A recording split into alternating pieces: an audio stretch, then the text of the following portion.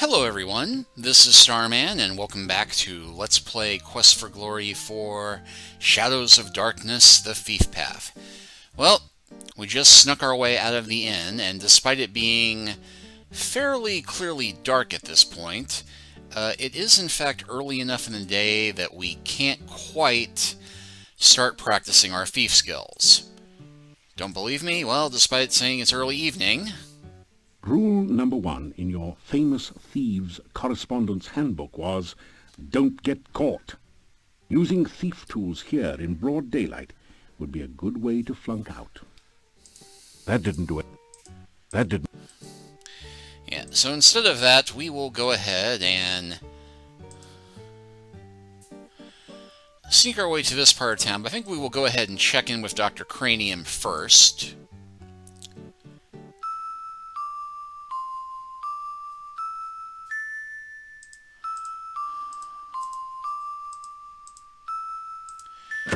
Because the game does assume that you will see Dr. Cranium at least once per day and somehow get here on day 1, and there's something that it would be preferable if we could get it done on day 3.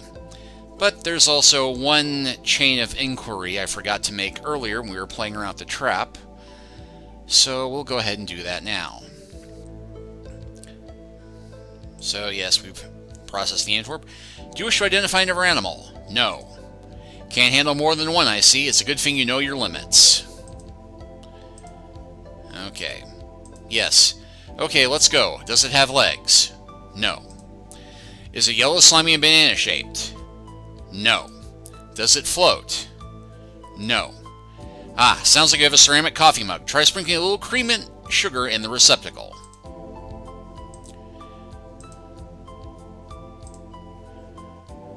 No. Is it yellow, slimy, banana-shaped? Yes. Ah, you want a banana slug. I can't imagine why. Try feeding it bananas, but watch out for the orangutans.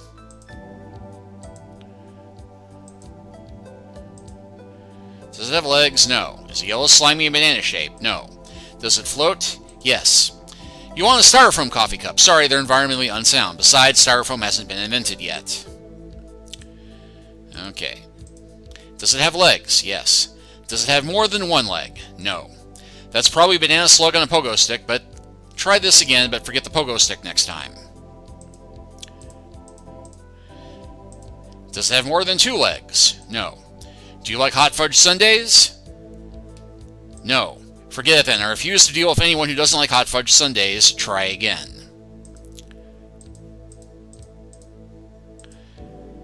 Yes, I do like hot fudge sundaes. And I suggest you put a hot fudge sundae in the receptacle, start eating it, and push the activate button. Okay. Does it have more than 3 legs? No. 3 legs? That's a monkey on a pogo stick. Trap it with bubble gum. Does it have more than 4 legs? No. Then is it an animal which has 4 legs and flies? No. I'd be lying if I told you to catch a tiger by the tail, so what else is new?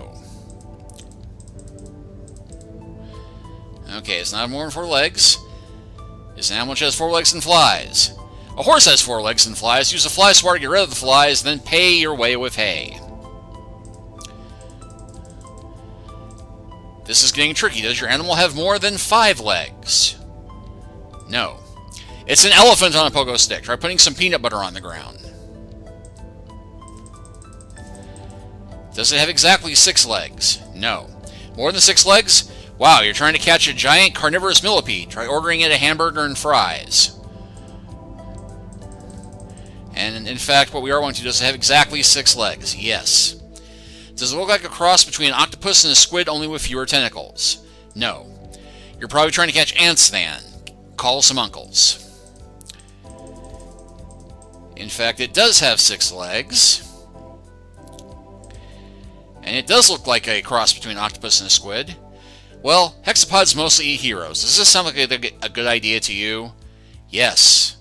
Great, just step into the receptacle.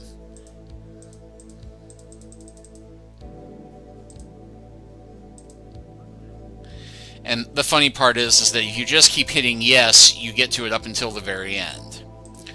Well, hexapods mostly eat heroes. Does this sound like a good idea to you? No. I was wondering. Well, in a pinch, a clove of garlic will do. So now we know how to hunt a hexapod. This will prove to be useful.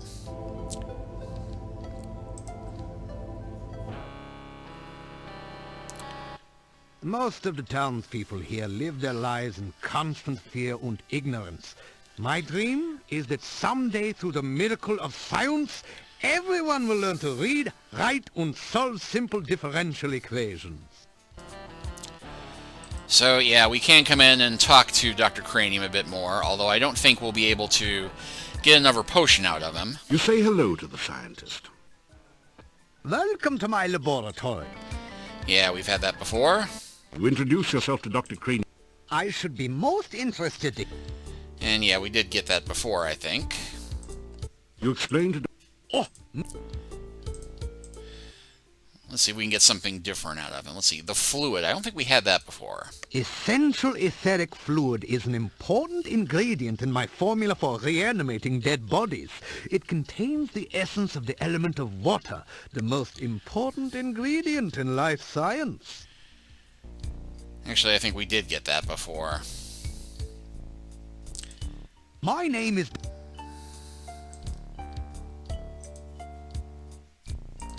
You say good... Please. Okay, so we did not, in Good fact, luck with get anything new, but at least we did get the hexapod information. Oh, and in case you're wondering what happens when you try and pick the lock on Dr. Cranium's place, awfully spell-like for a not wizard. Well, there is in fact only one other place we can rob in town, and it is right here. The old man's house, and I'm going to go ahead and do a quick save here. Because generally the Quest for Glory games do avoid most of the random, ha ha ha, stupid you deaths that took up a lot of the old Sierra games. This place is a bit of an exception to that, because it's not exactly unfair, but given how pixelated the screen is, there are some easy ways to die here. And we don't even need a lockpick, we can just climb up to the window. You carefully open the window and enter the darkened upstairs bedroom. Case in point, you need to specifically start sneaking once you get up here, because otherwise you'll just start walking and it'll creak and it will be bad. So anyway... The old man seems to be having a restless night. Every few minutes he shifts position in the bed. Occasionally you can hear him mutter, "Anna," in his sleep. There's a footlocker next to the bed. It's a wardrobe for storing clothing and such. Sort of a portable closet. It's an attractive, but not particularly valuable, music box. So yeah, we can see a few things here and there. The desk consists of a simple tabletop closed in by two hinged doors. It doesn't have a lock. And then over here... It looks pretty much as you'd expect. It looks... Yeah, there's another little desk here. On top of the desk... It's one of the ugliest mugs that you have ever seen. Some people just don't have any taste. Yeah, that little dot there is supposed to be a mug. The couch looks as though it's seen better years. It's badly worn and starting to sag. The decorative pillar has an important support role in this house's cast. Well, I'm glad he found that amusing.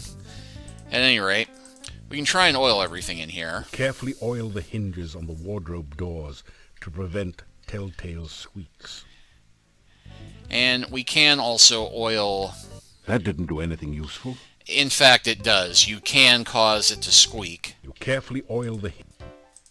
And it is important to oil both sides, because it turns out both sides of the wardrobe can be clicked on. You search around in the wardrobe, but the only thing loose and portable is a garlic clove that has come loose from the garlic braid you see in here. And then click on the other one. In the pocket of one of the pairs of pants in here, you'll find some money. You add 20 kopecks and 1 crown to your purse.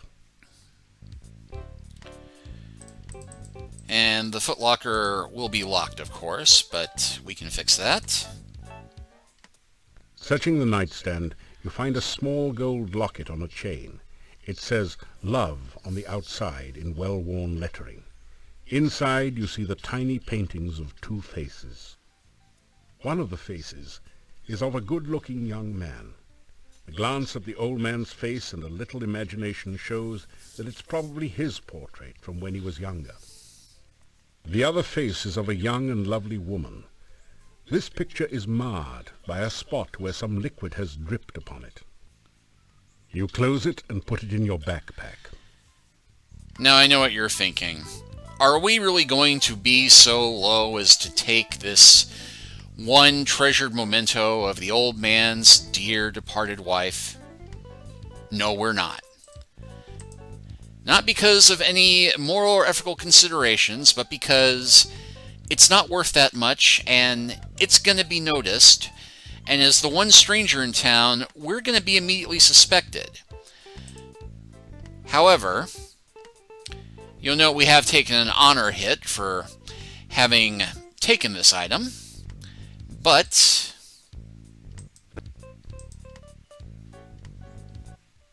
You put the locket carefully back into the nightstand. You know that this is the one thing the old man would really miss if you took it. however, we do get honor back for putting it where it belongs. And you can cause the floor to squeak or not oil the hinges and be okay a couple of times. But there are certain things that will set him off. Is that you? Oh, Anna, how you love that music box I gave you. Anna, how I love you. No, you are gone, and I am alone. An old man dreaming foolish dreams. Anna. You hear the sound of the old man falling back asleep. Yeah, unlike the music box in the first Quest for Glory game, we can't steal that one. That one is just there to tempt fate and maybe boost your luck skill, which I have not had my luck go up. Okay, and you also get squeaks. You also get squeaks from that, but oddly enough, clicking that will stop the desk from squeaking. That didn't do anything. Okay, so go ahead and open the desk up.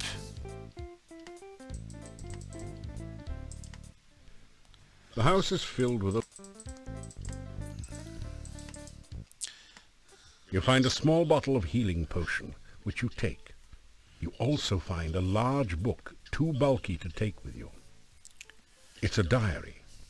The author was working in Castle Borgov when the Boyar was still around, and mentions a secret passage in the Boyar's crypt. Interesting.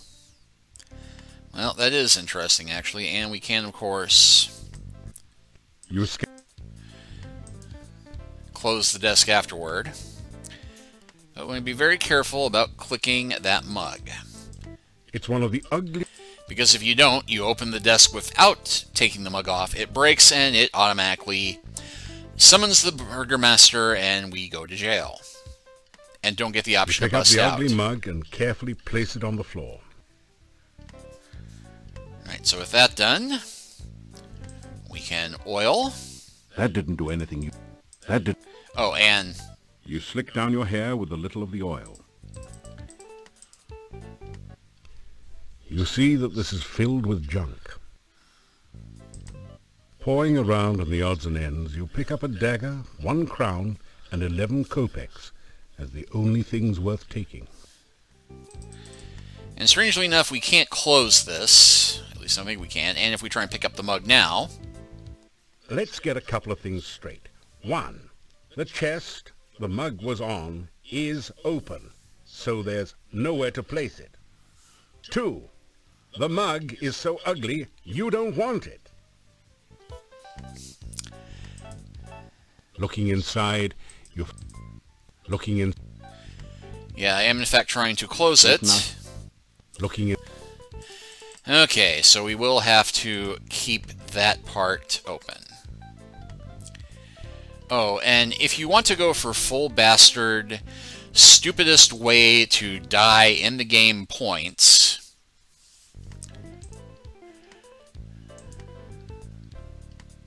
You easily manage to slit the throat of the defenseless old man. Dead men tell no tales, eh? What has happened to me? I do not understand. You. Why did you kill me? I do not know you. Why did you do such a thing? if dead men tell no tales, why did this one do so much talking? Next time, leave the murdering to the bad guys, eh? So, yes, you can totally kill Nikolai despite it being completely pointless and unheroic. For all the good it will do you. And that seems to have woken him up, so, just for the fun of it, let us see if oiling that causes something different to happen. That didn't do anything. Well, it didn't. But we still got away with one theft. Looks like I walked through the screen there.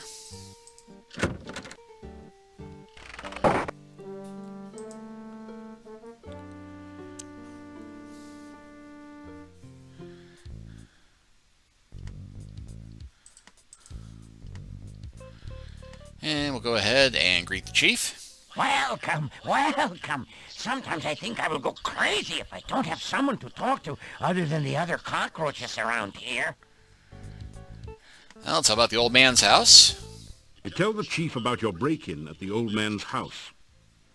It seems you do really well under pressure. It is a pity that we can no longer fence things here. You could probably earn a lot of money. Anyway, let's see if we got some new topics of conversation with him. There is a little-known secret way into the castle that I will someday reveal to you when I think you are ready. And Fuse Guild. You and I can work together, and I can teach them what that is. You have... And we have gotten these No, me. before.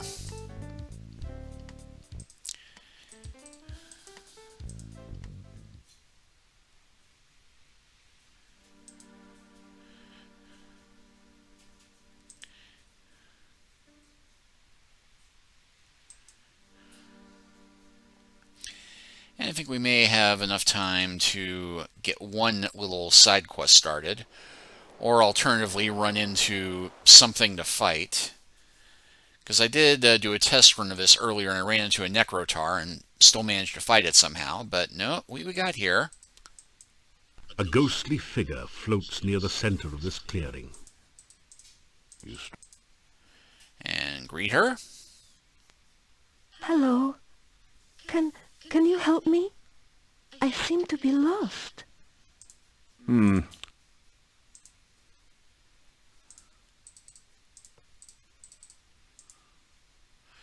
Ask about town. I live in the town. I've lost my way. Can you show me where the town is? Ask about the forest. The forest? I'm lost in the forest. I can't find my way home. And ask about ghost name. Everything is so strange. I lost my way home. Please, can you help me find my way? And we can ask about ghost. I'm trying to find my way home. I keep getting lost. Can you show me the way to town? The ghostly apparition vanishes. Yeah, whenever you ask her about ghosts, she will disappear. There you are. What happened to you? I thought you were going to show me the way to town. We can greet her again. Things are so strange. Did you go away? Why are you greeting me again? Oh, ask about name. What's wrong with me? What's happened to me? Everything is so strange. I don't understand. We can ask about home. I live in town. Somewhere in town. I've got to get home. Ask about the forest. I am looking for berries. The wild blackberries should be ripe now. I want to surprise my husband with a pie. It's getting dark now, and I need to get home. Well, ask about ghost again. Please don't talk so. It's bad luck to speak of the dead. The ghostly apparition.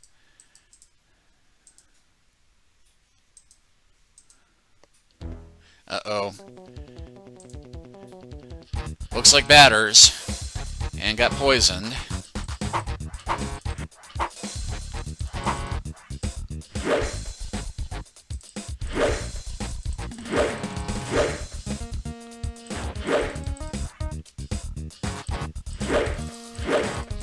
Well, this is at least giving me a chance to practice my fighting skills, which I haven't gotten to do before now.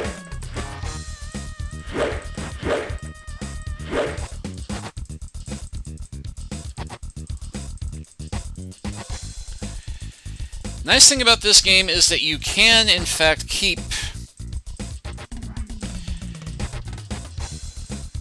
practicing your combat skills a fair bit against the weaker monsters and replenish your stamina.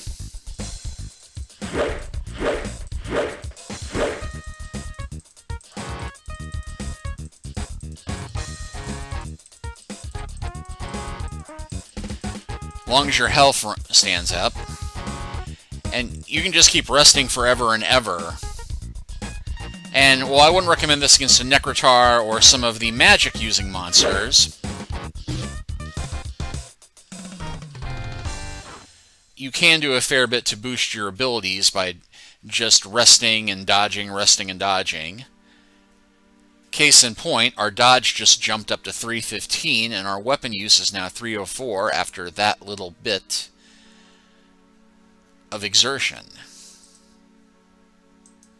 The dead body is flea-bitten and very smelly. It isn't carrying anything except disease.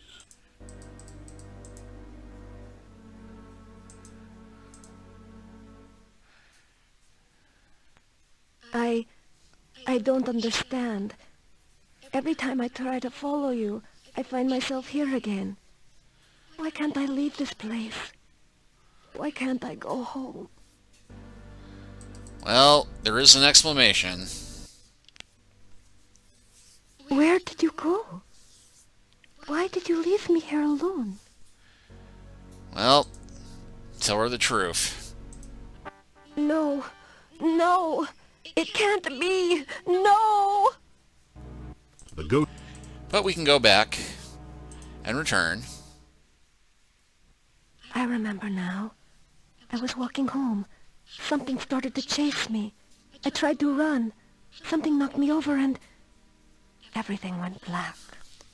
I'm dead, aren't I? I really can't go home again. I'm just a ghost. So we can greet her. Forgive me my manners. It's just that I'm not used to the idea that I'm dead. Alright. Ask her name now. My name was Anna.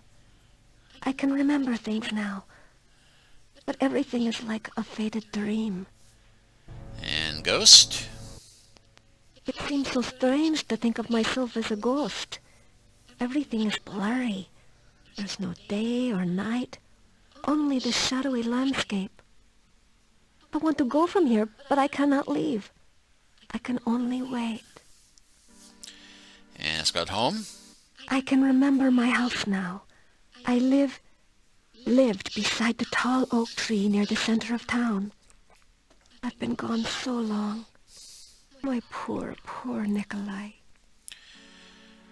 So yeah, this is the old man's wife.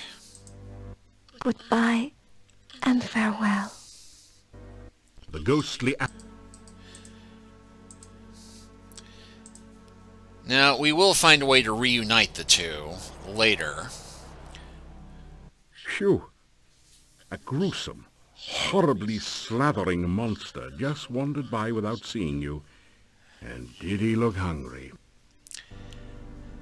Yeah, we get a few more of You are those. exhausted from lack of sleep. Yeah. So we may want to get a good night's rest later. But before we do that, just to... That... Well, I was hoping I'd be able to climb that tree.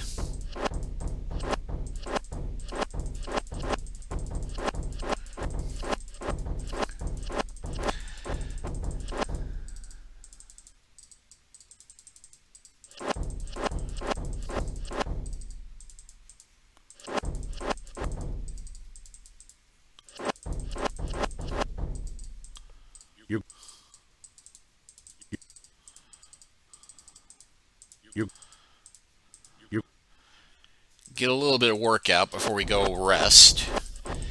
And you'll note that the poison fixed itself. You grab... You...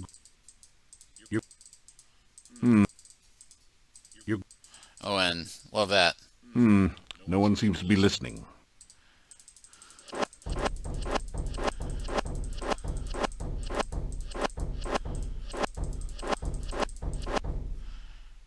Alright, well, I think that's enough. And that got our throwing up to 320. And stealth is slowly improving too. Strength's up. You deftly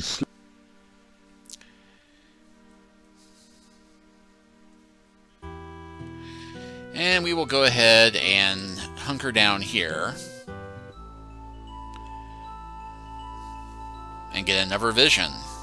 You have returned to this wonderful place between worlds. You are again filled with the joy of being truly alive.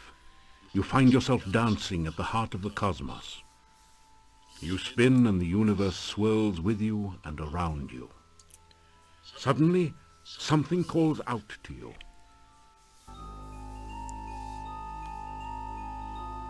You feel a coldness rapidly devouring you. You falter in fear as you remember what happened the last time you were here. The voice calls again, and you feel trapped, helpless. The closer you get to that voice, the greater the fear. It is a voice of pain, a voice of death. You flee in terror.